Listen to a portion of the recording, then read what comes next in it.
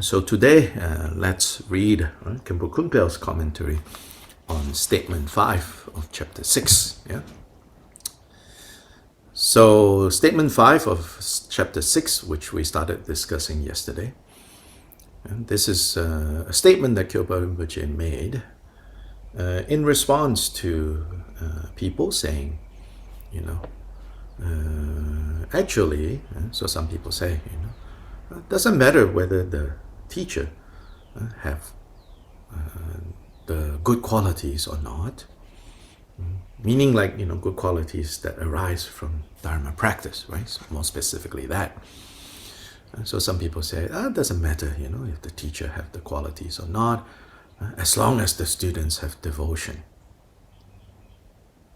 Now, this teaching is given, Yeah, and when this teaching is given, it is emphasizing the power of devotion and how the power of devotion can even change things. However,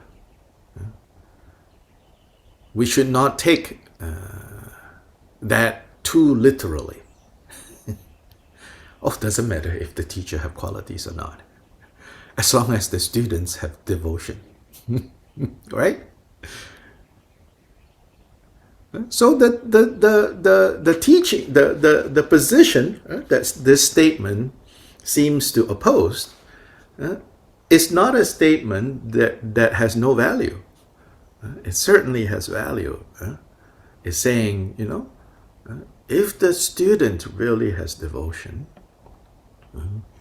then that is very important, and to the point that sometimes it even seems like, for a student who is devoted to the Dharma, who is diligent,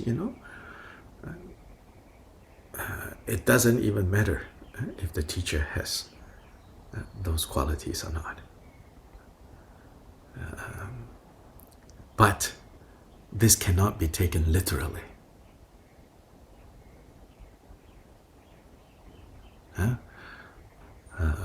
Just as, we discussed yesterday, right? If you want to learn how to speak Spanish, you cannot learn with whatever devotion you have, You cannot come to me, who don't speak any Spanish, and say, can I learn Spanish with you? Yeah, so even simple things like this, it's not possible. How can Dharma work like this? Yeah. So this is why Kyobpa Rinpoche says, so this Vajra statement says, the teachers, the gurus, who do not have the qualifications is not able to produce the good qualities.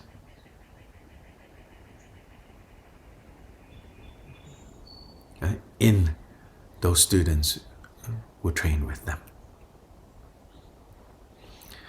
Now we talked about yesterday how, sometimes it's also tricky, in so many ways this is kind of tricky, because you could also see how sometimes, due to the disciples' own obscurations, right? Your lack of ability, your lack of devotion, yeah. Even if it is Buddha Shakyamuni in front of you, you don't see the qualities. So that scenario is also true. So another scenario would be, you have Buddha Shakyamuni in front of you, right? Definitely a teacher with qualifications, no question, right? But the student doesn't have the right conditions to even recognize, oh, this is a Buddha in front of me. And the student won't even know what a Buddha is, or that Buddhas exist in this world, that Buddhas are possible, right? As I said in the past, as many people as those who saw and recognized Siddhartha as something special, Siddhartha as Buddha, probably there were more people in India at that time who did not see or recognize Siddhartha as awake. To them, maybe at most, he was another one of many, many gurus with bands of disciples following him around, being spiritual. At worst, some might even think, this guy, so what a waste, born as a prince. Look, living like a beggar now with a bunch of beggars walking around with him asking for food. All right? So even with Buddha and all his qualifications, with all his arhat disciples and all their qualifications, many people did not see. So this is one side of the interdependence, of a ideal situation where a qualified guru meets a devoted student. These are all part of the bigger set of causes and conditions that we should strive and create them and bring them together, which is a qualified guru for us. And gurus these days, you could say, let's be realistic, can be qualified in different ways. And of course, if your karma is so good that you can find a teacher that is qualified in terms of their learning, qualified in terms of their ability to communicate, and qualified in terms of them having gone through the process themselves, the process that they are teaching you, can see very directly what you are going through right now and give you the right prescription. If we can find a guru or gurus like this, wonderful. Now, footnote, when I say find, please don't go around looking. You cannot go shop on internet. Let me look at the CV, resume of all these guys. Which one? This one, like people who do dating app, on internet. Now you guru shopping app, I think you're supposed to scroll, swipe or whatever, No. Oh yes, maybe, possible, This is not what I mean by find. Sometimes we think, because people like me, not careful with words, we say, when you find the right guru, then you think, let me go shop, let me go find. No, that's not how it happens. Instead, whatever dharma you have received from wherever,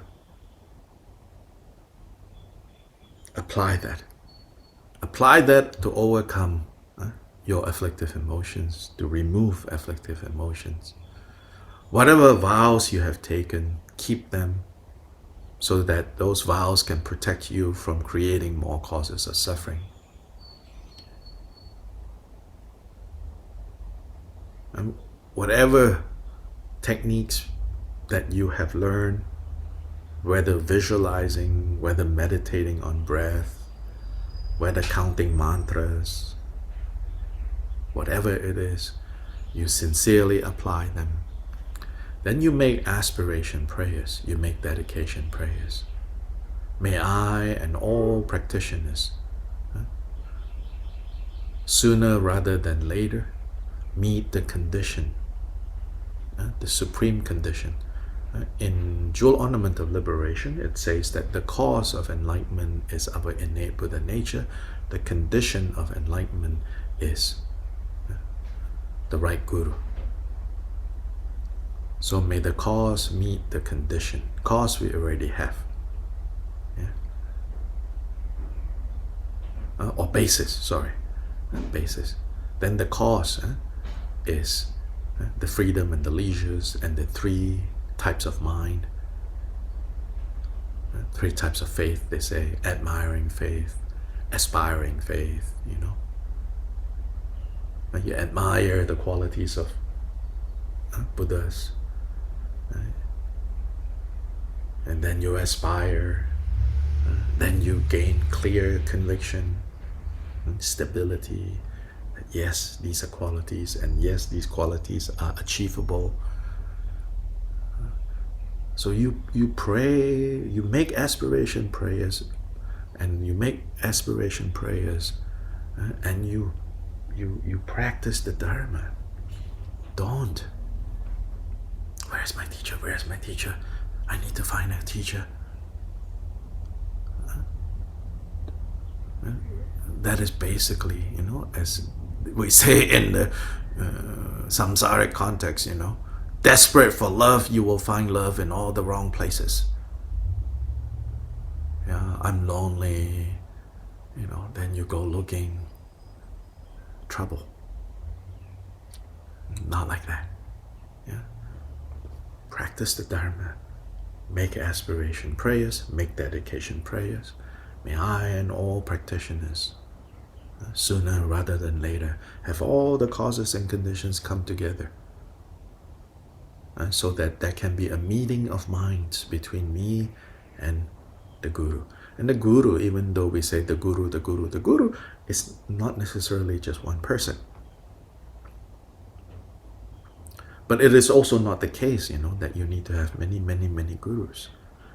Because sometimes what happens when you have many, many, many Gurus is, we have already learned this, you know, growing up with two parents, most of us.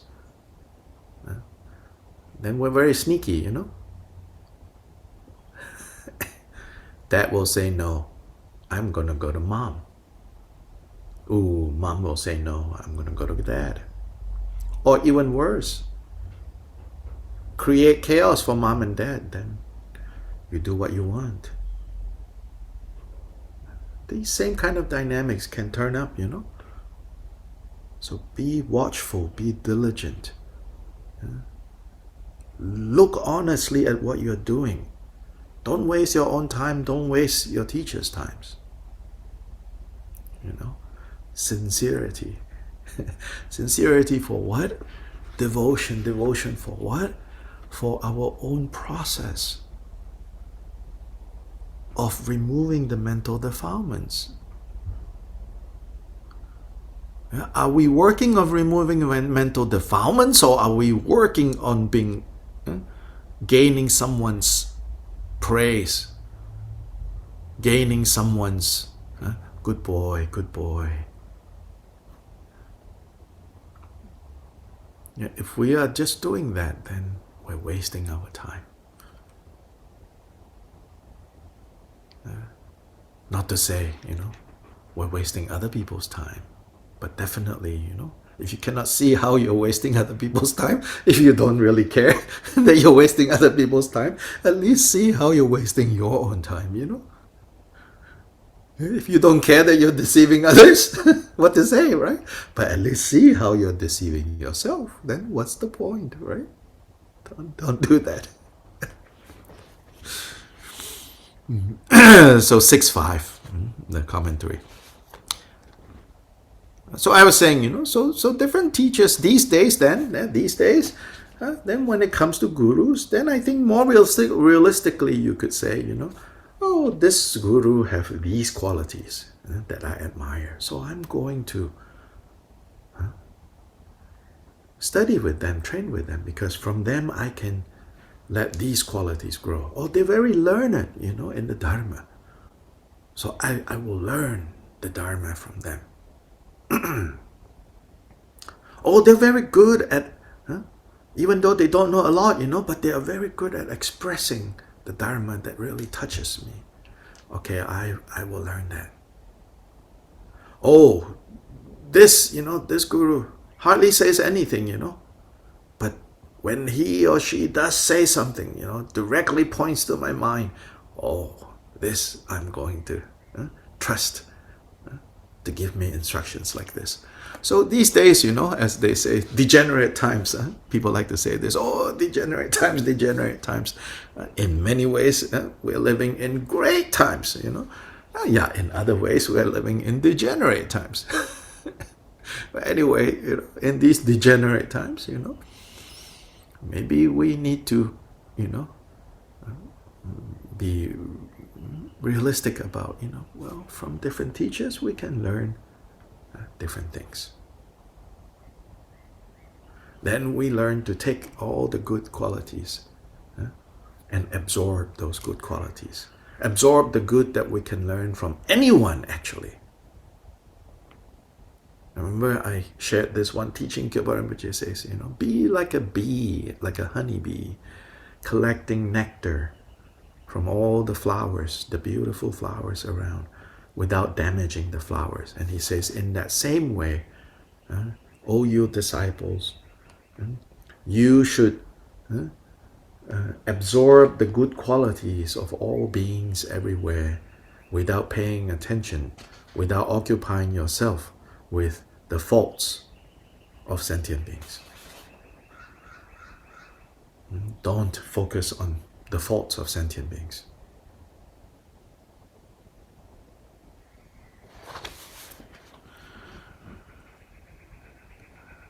If one is not a qualified guru, it is like a blind person leading another blind person, or an empty vessel that cannot pour grains. Meaning like, not empty, like maybe an empty vessel that cannot pour grains. Not empty, a vessel with like the bottom, like if a cup, have no bottom, how are you going to, pour grains, and so on into another empty vessel. When one's own mind stream has not become ripened with the qualities of sutras and secret mantra, then you are not able to ripen other people's mind stream. So this is saying to the teacher, if you have not matured your own, if you have not evolved yourself, how could you help someone else evolve and grow? They're saying. Therefore, a guru who does not have the qualifications is not able to produce the qualities of learning, contemplation, and meditation of both sutra and secret mantra traditions in the disciple's mind stream, in the disciple's life. Less technical term. So qualities of learning, contemplation, and meditation. These are the three types of wisdom arising from learning, from contemplating, and from meditating. Thus one should not follow such gurus, but should avoid them. Moreover, the Lord of Victorious Ones, Longchenpa, said, someone who wants luxury and fame is not a good guru. Someone who has great grasping to wealth and is not, someone who has great grasping to wealth is not a good Dharma practitioner. Someone who is mainly concerned with social affairs is not a good monastic. Someone who believes in a self and is biased is not a good yogi. I mentioned yesterday, this quote, maybe to us, maybe kind of just straightforward, teachings, but Longchenpa is playing with words. So in Tibetan, it's a much more beautiful quote. He's playing with words. For example, like the third one, someone who is mainly concerned with social affairs, meaning, the busyness of the ordinary busyness that you and I are involved in. If we are concerned about this, then you're not a good monastic. So the word from the monastic is someone who has gone forth. Gone forth, meaning left behind already, political matters, economic matters, social matters, anthropological matters, all of that, they have gone forth to wholly and fully dedicate their lives to one job and one job only, removing the mental defilements. So if you have gone forth, and you are still busy, you're not a good monastic. You're not a good gone forther. Because you have not gone forth, you are still stuck. The protector of beings, Vajra Statement. So this is his teacher, Khenpo Kunpal's teacher, Patru Rinpoche. He quotes his teacher. They have not tamed their own mind stream, but are hoping to tame others' mind stream. They have not recognized their own nature of mind, but give mind introductions to corpses. They have not saved themselves, but chant all sorts of things at the heads of corpses. They do not know where they are going, but call themselves guides for beings. Again, Pedro Rinpoche is playing with these words. There are these different terms. For example, there is some ritual called, leading the one who has passed to the Buddha lands. But if yourself don't know how to get to the Buddha lands, performing that ritual is kind of superficial. Basically, Pedro Rinpoche is talking about that. So there's one funny story, There were some monks who got invited, to go perform some funeral rituals for someone who had passed away. And so then early in the morning, they left the monasteries. Then they went, and they spent the whole day at this deceased person's home with the family, and did all kinds of ritual, did poa, first poa, right? Then after poa, there is the purifying the corpse. Then there is the leading of the consciousness of the being to the Pure Land. So all these elaborate rituals. Then by the time they are done, it was late at night, so it was dark. So then they walked home, and they were a little bit kind of afraid, maybe afraid of robbers, but more so afraid of ghosts. Very strong, this kind of belief, walk in the dark of the night, cannot see, you'll bump into a ghost or a spirit, and then bad things will happen.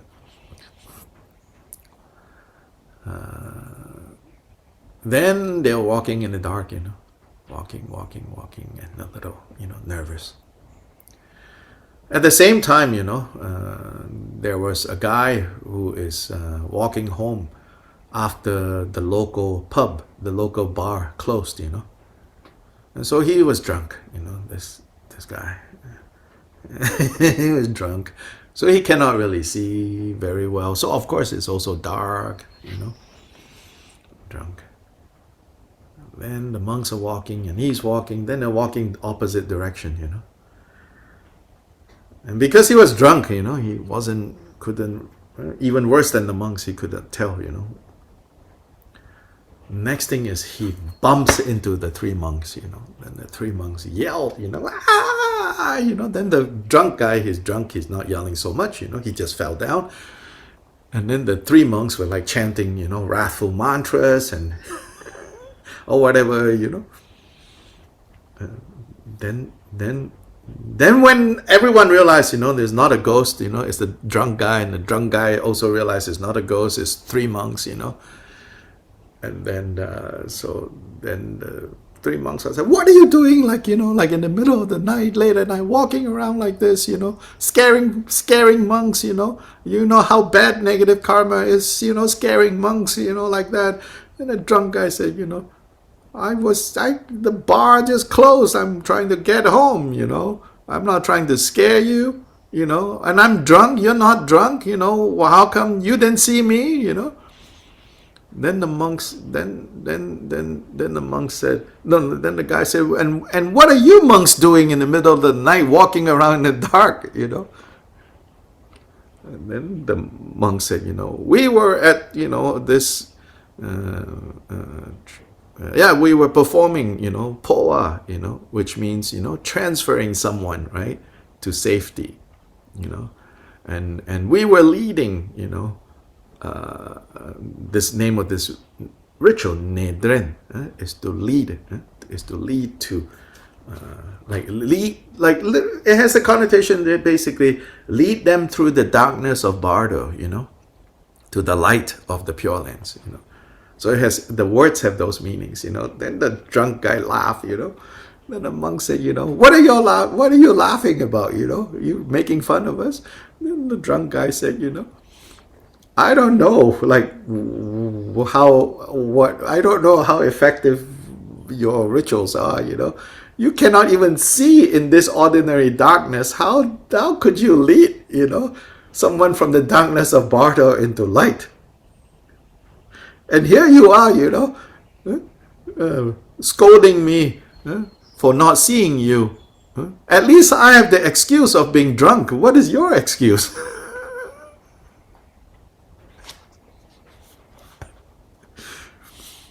Yeah, so there are these stories,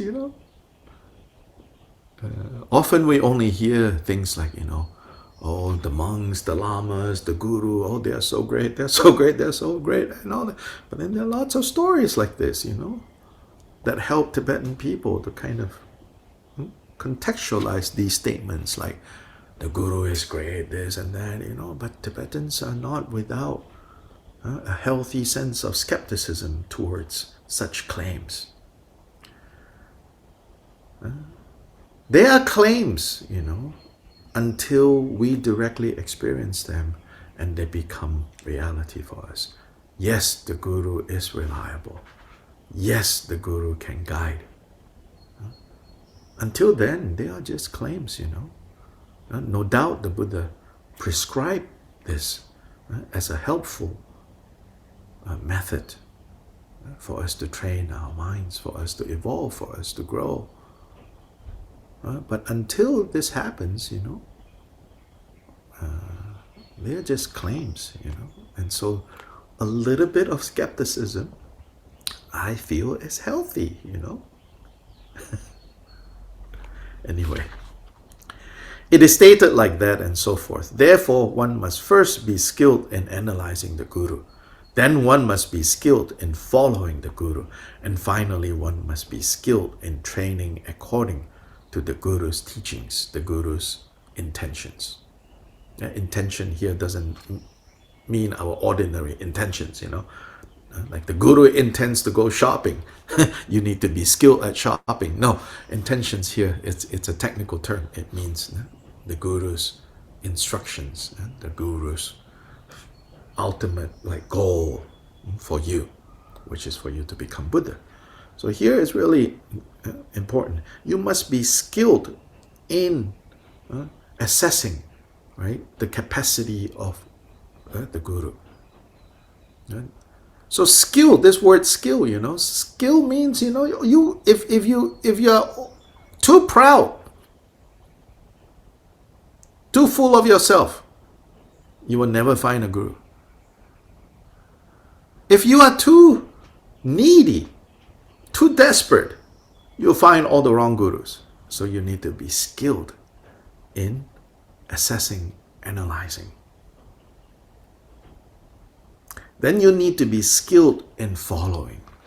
Now, even when you have found, right, a qualified guru, that you have a good karmic connection with, you still need to have skill on how to follow. Then you need to have skill in how to implement what you have been taught. On the contrary, one should not act on whatever occurs like dogs finding lungs. It's talking about, butchers, throw out things that nobody wants, So, but then dogs will come, and eat up everything. It says, don't be like that, when it comes to Dharma. Be a little bit more cautious and discerning. And don't be paranoid. Don't be like, and also don't be so tight, I only study under one teacher, only one, that's another kind of extreme. First of all, one must analyze the guru and then either accept or reject them. Otherwise, when one has established a Dharma connection with them, even if they are not qualified or not qualified enough, you must please them with respect as if they were qualified. Please them means, don't cause trouble for them.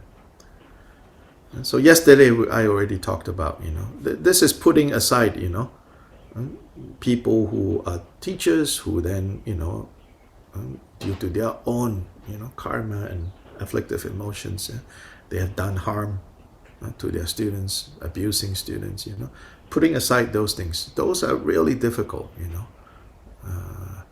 So you put aside that one first, Here try to understand, Kyobpa, or these instructions is not even talking about someone not qualified in that way. It's just talking about, someone just not what you thought, not what you hoped or expected or looked up to, When you discover that that's the case, it says you cannot, at that point go, this person, and then go say, I wasted my time with you, la la la la la, give me back all my money.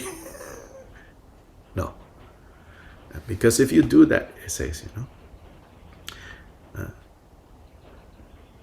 so you have to respect them as if they were qualified. If you do not do this, then even if you follow another qualified teacher with respect, the qualities you are looking for will not arise in you. Then you might even go to the lower realms. So this is not a threat. This is just a description of what happens, And that we should not take lightly our Dharma connections. This is an important point also. Don't take lightly our Dharma connections. Not just Dharma connections between us and our teachers, but between us and other fellow Dharma practitioners, and between us and new people who are just starting Dharma. Don't take lightly these connections. Cherish these connections, and also don't rush into these connections. You can politely go anywhere and everywhere and learn the Dharma. But don't throw yourself in, Yesterday I also talked about, and even the day before, that in this day and time, a lot of times, we meet teachers just very briefly. Then other times, what we actually meet and have in our minds is not actually the actual person. Our teacher is not, has little to do sometimes with the person, but rather the personality created on the internet. The personality.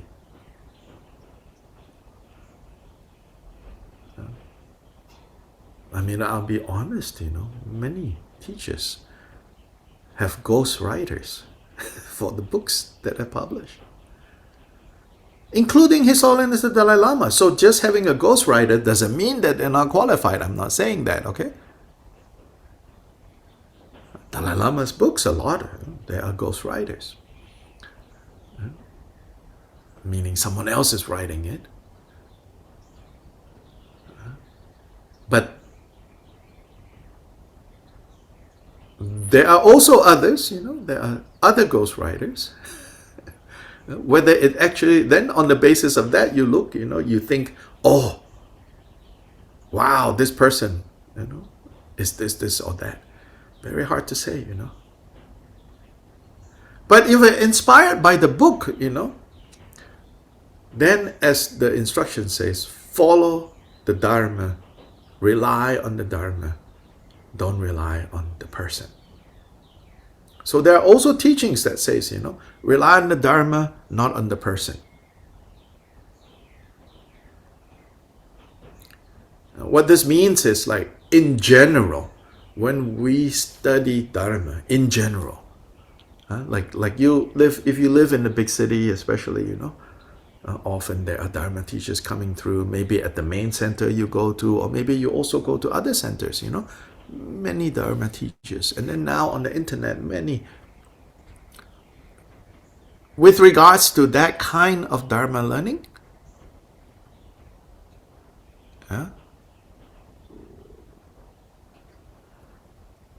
you should follow this basic advice the Buddha gave.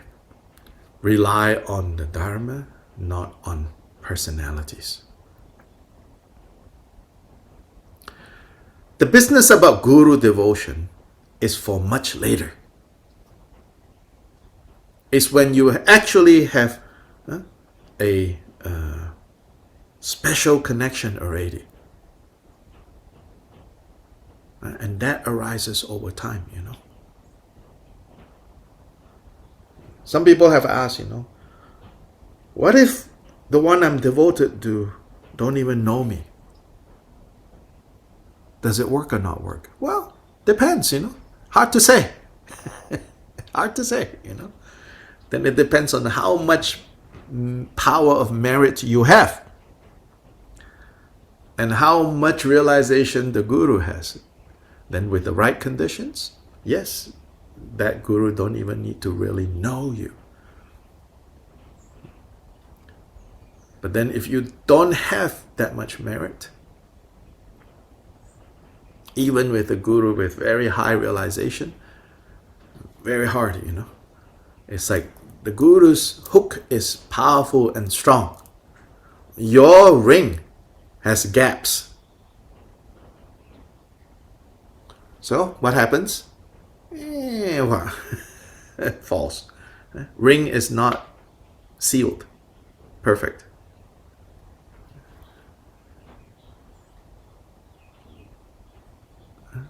So try to close this gap. Then the hook of compassion can pull you in. And pull you in all the way. But that is something to be developed over time. That one, slowly, slowly, slowly. Don't rush. Don't run around looking, where's my guru, where's my guru? No. The other one, when you learn Dharma from various people, then remember Buddha's instruction. Rely on the Dharma, not on personalities. This is called the 4 reliances. If you look up on omniscient Google, the 4 reliances. It starts with, do not rely on persons or personalities. These days I think we can say personalities, because for the most part, right, the teachers that you encounter on the book, on the internet, all of that, they are personalities. Doesn't mean there isn't a person behind this personality. Yeah, but understand that these are just personalities. Yeah? And with regards to personalities, you see how fragile personalities are. I talked about this yesterday, that supposed scandal that was manufactured.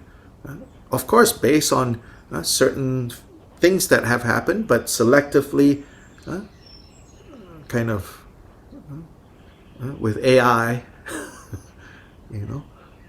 1 month, 2 months ago with the Dalai Lama, The Dalai Lama's person, nothing has changed, The Dalai Lama's personality, which all of us are reacting to, that got damaged, for sure, got damaged, the personality.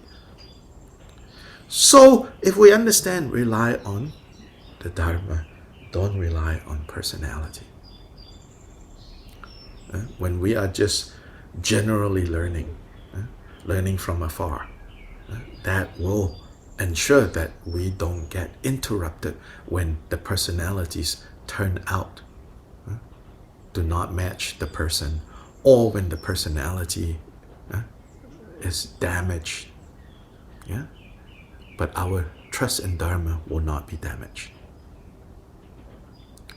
Now, without going into names and all of that, a very popular book that has helped a lot of people, including myself, have learned so much from it. It turns out the author, his conduct was controversial, really. So if I was relying on the personality, then what I learned, will all become, really confused. What now? And some people, I can say, for 20, 30, 40 years, have gone very seriously, but they have gone from one personality to another personality.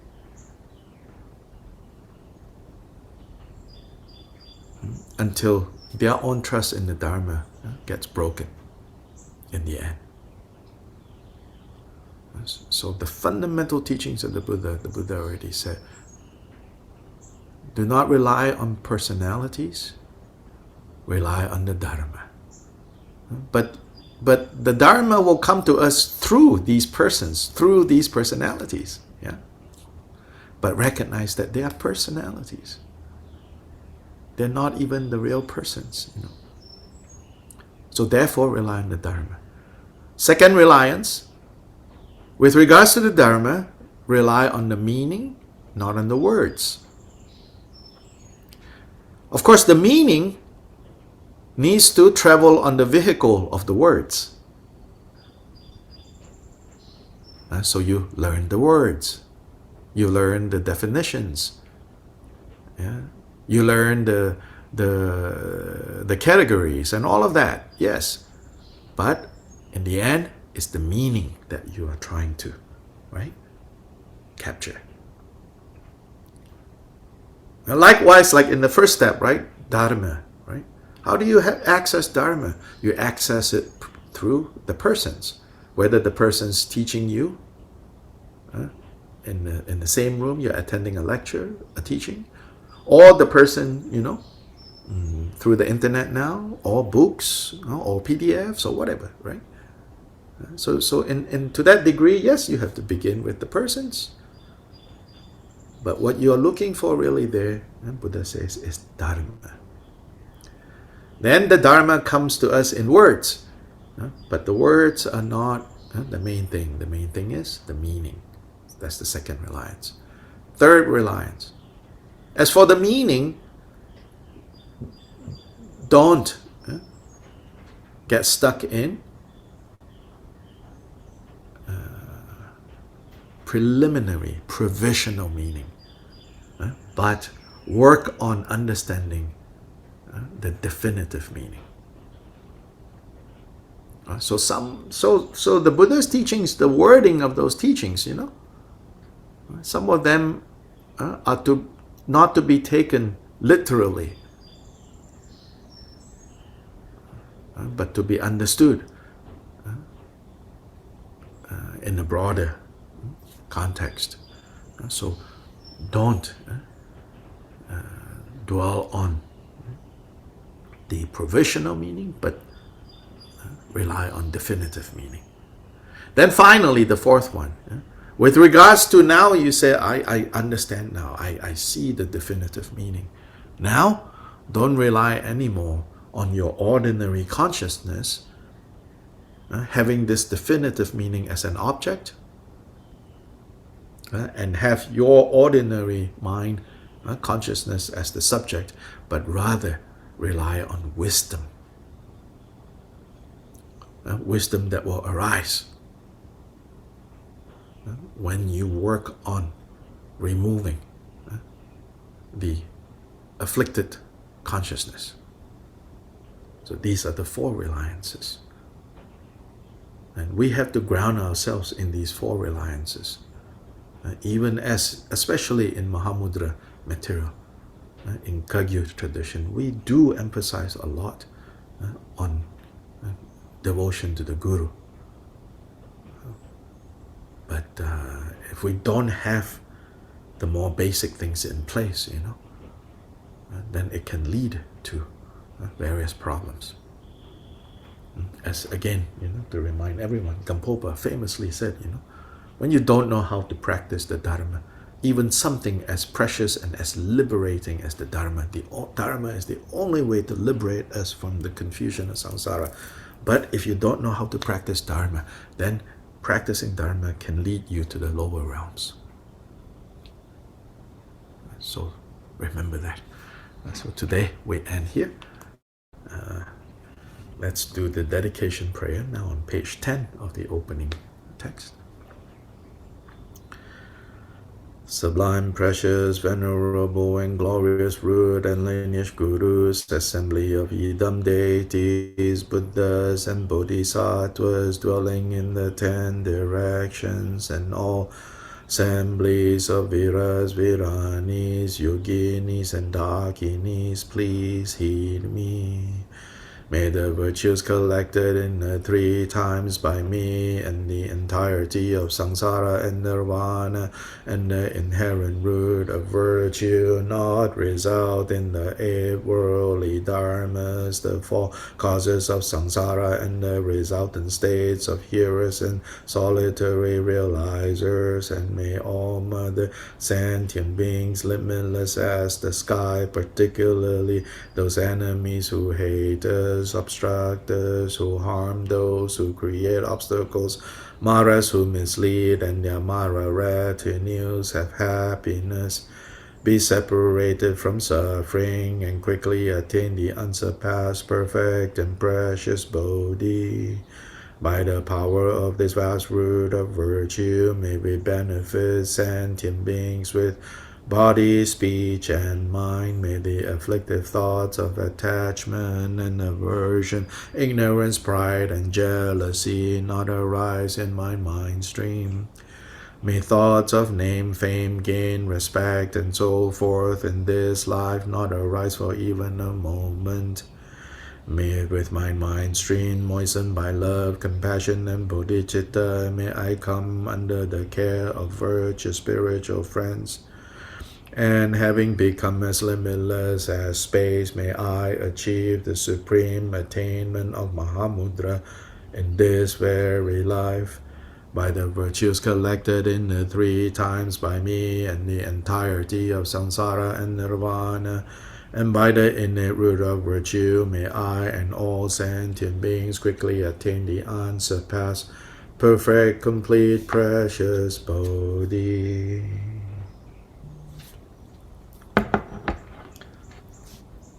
Ta ta.